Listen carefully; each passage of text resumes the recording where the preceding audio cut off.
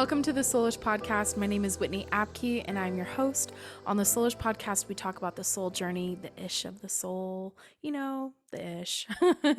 We talk all about the body-soul-spirit connection, as well as I bring on guests who are thought leaders, truth seekers, who are practitioners, people that work with the body, people that work with the heart, people that work with the soul, the spirit energy as well. So I have psychics, mediums, so many different types of relationship coach, astrologers. This podcast has it all, which is great because our soul journey is vast, right? Like there's so many elements to our soul journey.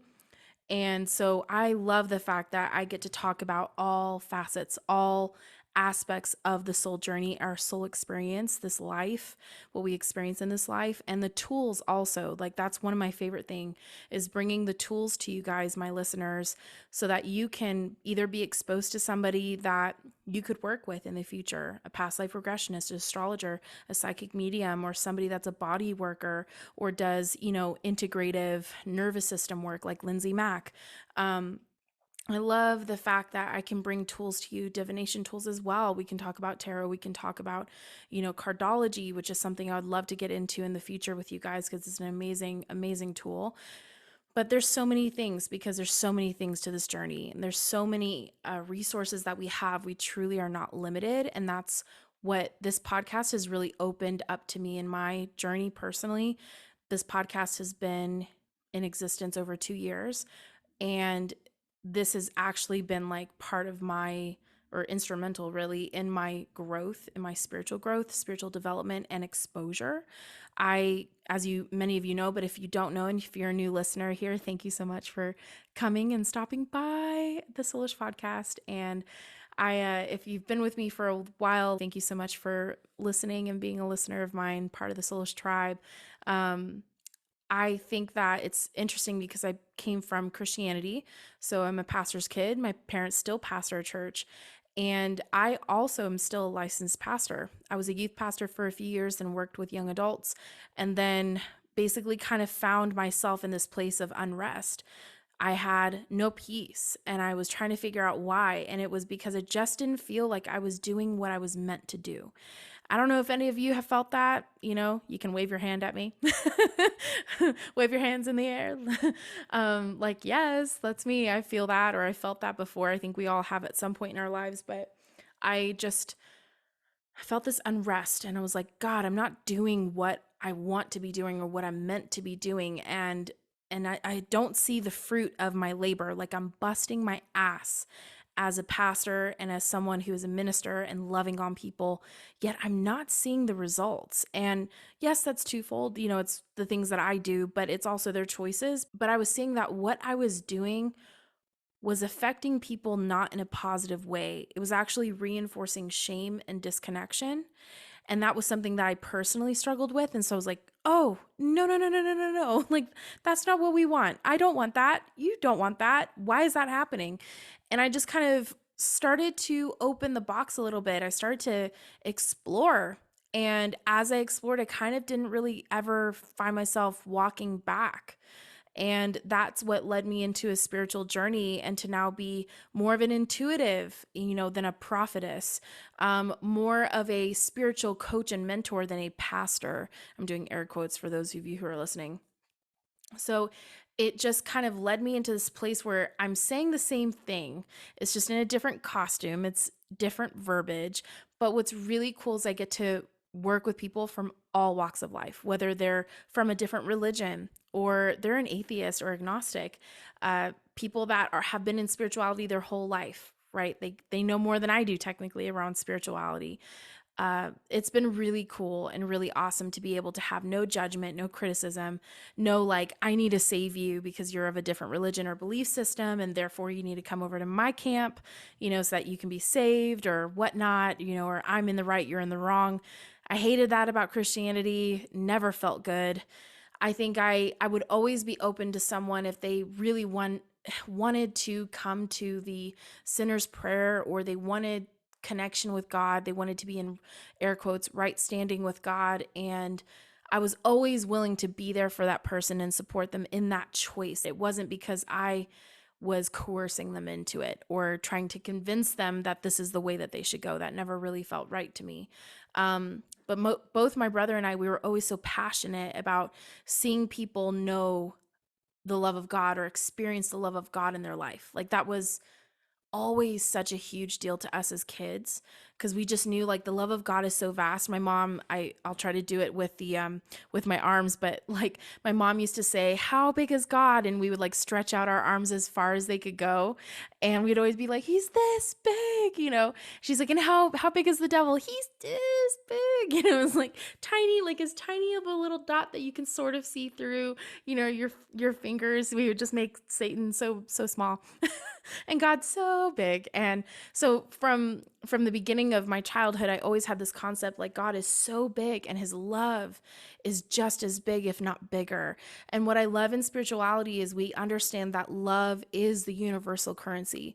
Love is God. Love is the universe. Love is source. That is the universal energy. That is the currency as well that we work with, and so that we exchange. And so that's why like sexual energy exchange is so big. The energy you exchange with people, even in just friendships, is so big. It's so important who you have in your life. Oh my God. And I guess what I would like to share with you guys in this episode is a little bit of an update on me, but because it's relevant to you, I feel.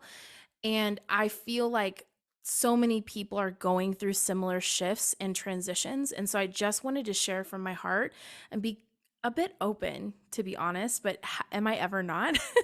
I feel like I very much pour my heart out and am super vulnerable on this podcast. And I always am like, God, is that going to get me later? Or like, am I going to be okay?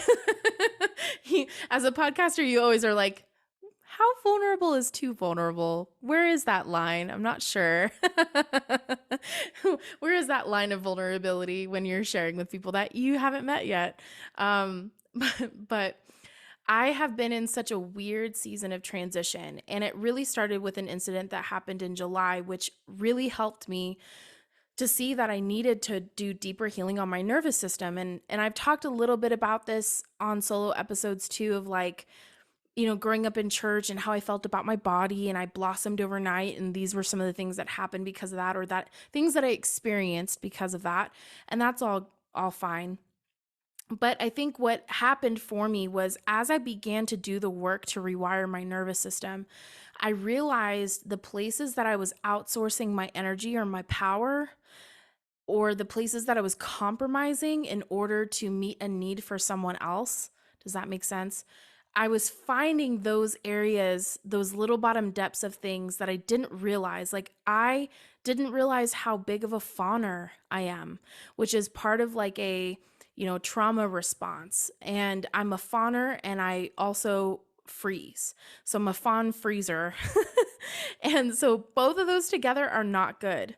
Not good when working with people, not good when living life, when being in a relationship. And so I was finding that wow, I do this in so many ways. And I always thought it was because I'm so helpful and I'm so nice and I'm so preferring of others.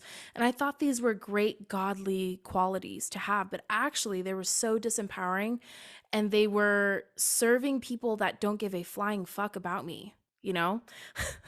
So I'm like, whoa, like I didn't realize. And it's funny because I actually lost one of the best friends I thought I could ever have in my life, just in the past couple months, weeks, really. And and I just realized how much I was outsourcing my energy and my power. Like it was such an epiphany. Not having that energy, not being involved in that person's life made me realize how strapped down, um how how lack of energy I was. Like I didn't even realize, and I feel like that's not English, but you know, like I didn't realize how weak, how tired, how taxing, how all consuming this person's energy was. And it was like not soul sucking, because that's quite like extreme, but it was energy sucking for sure. It was life sucking. And I noticed it as soon as the cutoff happened, and I just knew it was cut off. And I also did my energetic woo woo stuff, my witchy shit, where I cut that energetic soul tie. And I was like, you know what? We served a purpose for however long this was. That's fine. I blessed that person. They can go in peace and safety and love, and I wish them no harm. I really don't wish them any harm, and I want their lives to go well. But I'm never allowing them back in ever again. Like once I realized how empowered, how much energy I had, how much space I had to create, how much space I had to live and to enjoy my life, it was like woo, like night and day difference. And I think that as we go through this life and we transition these different things, we realize the things that we need to heal. I think this is one of the areas that I just want to encourage you guys to look at. In what ways are you outsourcing your energy? To whom? To what? To what ideas, beliefs are you outsourcing your energy, and literally it's taking from you, it's not adding to you? I know that, there's the service to others, that there's the service to self path. And I don't think that we always are 100% one or the other. I think this is totally like the the density where we decide what we are, but there are times where you need to make a decision for you. And I think I've always had a hard time with that, not just because of the fawn response, but because it was ingrained in me as a pastor's kid that I give my life source, my blood, my organs, like I die for people and I die daily, and I will give the ultimate price for someone, the ultimate sacrifice for someone, because that's what Jesus did. And what would Jesus do? Hated those bracelets. Those bracelets were the worst. They totally just made you a slave to that mindset of like, I live for others and never for myself. And that's just not balanced.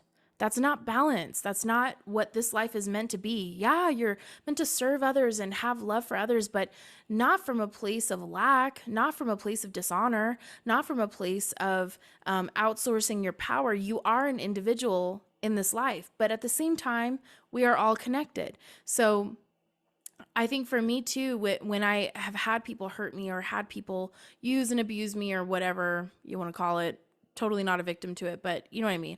It happens.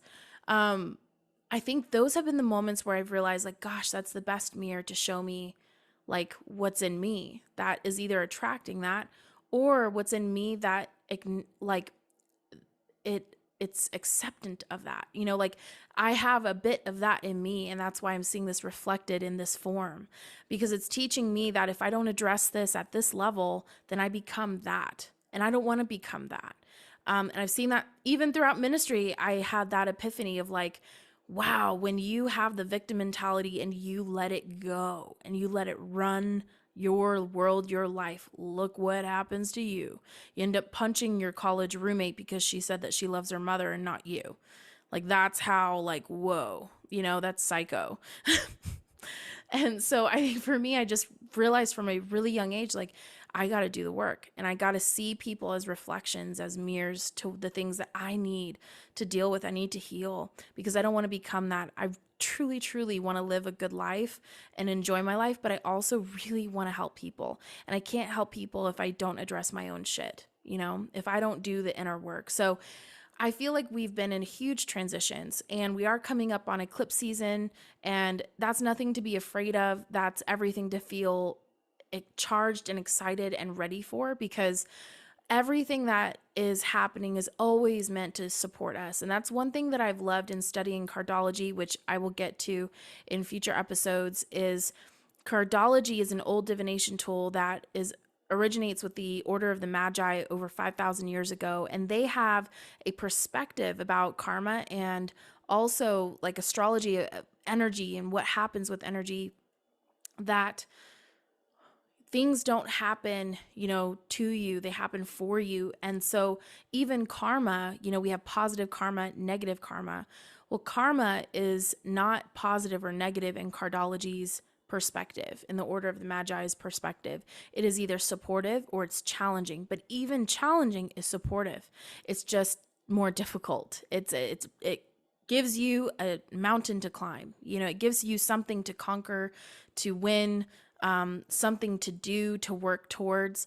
Whereas supportive karma is just supporting you where you're at, but both are technically supportive. And I love that, because even the energies like eclipses, people get really nervous around eclipses, but honestly, eclipses are just supercharged super packed with energy to help us shift and transmute. And so I have always thought, I used to really struggle with the victim mentality. So I always had the perspective that everything is happening to me, not for me. And I just want to encourage you guys that as you're in this transition in your life where people are coming and going into your life, right? You're having things happen with work, you're having things happen with relationships, with friendships, just in life in general. You yourself are shifting and transmuting and changing what you believe, coming into having different experiences and coming into different ideas and perspectives and beliefs. And you're discovering new things about yourself. You're discovering new things about life, about God, about what is the meaning of this fucking life. What is it? What is it that I live for? What is it? Why am I here? Why did I come here? That's the ultimate question, right?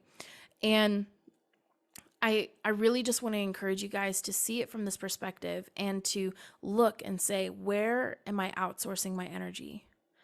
Where am I giving away and nothing's coming back to me? There's no reciprocity. I think for me, that's always a big deal.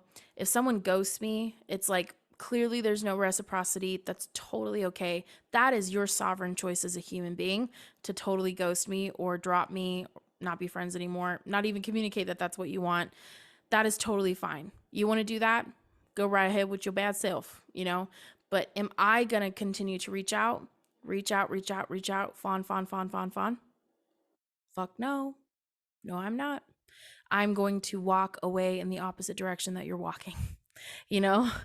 And that's okay. Like, because I think sometimes we experience things. Yeah, they may be painful. Yeah, they may be difficult. Yeah, they may make no sense, but there is a reason for it. And I think for me, that's what I've always hung on to is like, there's a reason why I'm experiencing this. There's a reason why, this job or project is falling through. There's a reason why this relationship is not happening or it's not working out or this friendship or I'm having family issues. Maybe for you, it's issues with your kids or issues with, extended family. Maybe it's this feeling of, man, another year is going by and I don't feel like I've accomplished anything that I've wanted to accomplish this year. And what does that mean? Does that mean I'm in a rut? Does that mean that I'm worthless? That my life has no meaning or value? And I think it's just good to look at, where are you outsourcing your energy? Because a lot of times when we feel like that, when we feel like run down, when we feel like there is no meaning and value, it's because all of that energy is going into someone else or something else that is not returning back to you. It's not reciprocating back to you. It's not coming back to you and adding back to you. Therefore, you feel like you lack.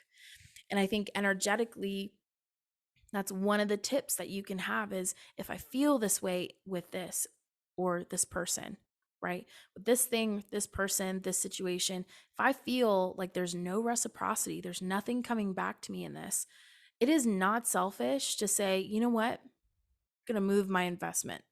I'm no longer going to give energy there or money there or focus there, time there. I'm actually going to pull away, and I'm going to reallocate, right, to something else, or just hold for a sec and decide whether where else you want to invest in. I think that is wisdom.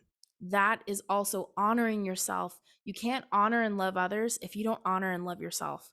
You are, this vessel, this thing that you call a human body, and this brain and this energy center, this soul, the spirit that you have within this vessel. This is of the highest value. Like, God, I still believe this and still feel this way. God highly treasures and values you. So, with that being said, you also should treasure yourself above all others, because if you don't love yourself, you can't love others. When you honor yourself, you automatically honor others. And I've talked to you guys about that just in my past relationships. Is I learned that lesson hard. If I don't honor myself, I can't honor him. And I love him, but I also need to love myself, and walking away was loving him, was loving me. And so that's a hard lesson to learn, but I'm telling you, when you learn it, and you need to learn it over and over again, maybe in a relationship or with a family member or coworker, however you need to learn that, when you learn that over and over again, it gets solid in you. Really helps you to move through this life and realize, got it. It's just about what is returning back to me. I'm putting out, I'm putting out, I'm putting out. what's returning back to me, what's adding value to my life, what else is supporting me, or what is posing a challenge. Is that a challenge I want or need to sign up for? Good question. If that's a no, don't enter in the game, don't enter into that challenge. You alone can tap yourself in and you can tap yourself out. And that's your choice. And so it's the best. It's awesome. That's what life is about. That's what this journey is about. So, with that being said, I just want to encourage you guys, anywhere where you are outsourcing your energy, evaluate that. What is coming back to you? Where is it coming back to you from?